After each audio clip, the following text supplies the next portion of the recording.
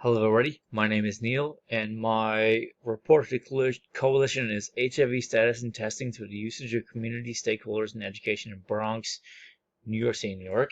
So HIV and AIDS remains a global public health challenge. In the United States, HIV is characterized by a very low prevalence rate within the general population, except that HIV is very concentrated in communities that are very heavily discriminated, marginalized, and victimized.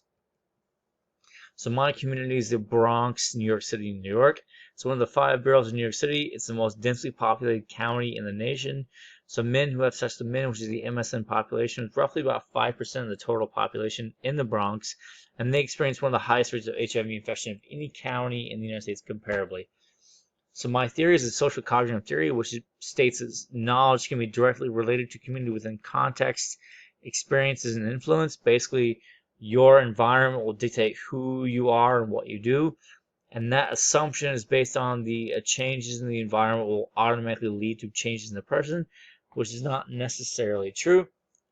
So what I want to do is take education and stakeholders and basically say knowledge is a precondition to change, and many HIV-infected males who have sex with men are unaware of their status and expose sexual partners to infection, and the knowledge construct of social cognitive theory seeks to inform and create awareness around that health behavior, and the stakeholders represent the community. So basically, we'll take stakeholders within the community to engender our performance objectives.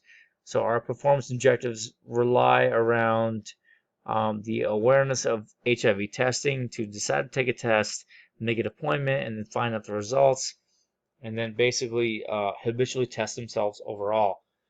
So HIV test taking and objective goals, this is revolving around instilling the importance of education around the initial testing as well as the repetitive testing.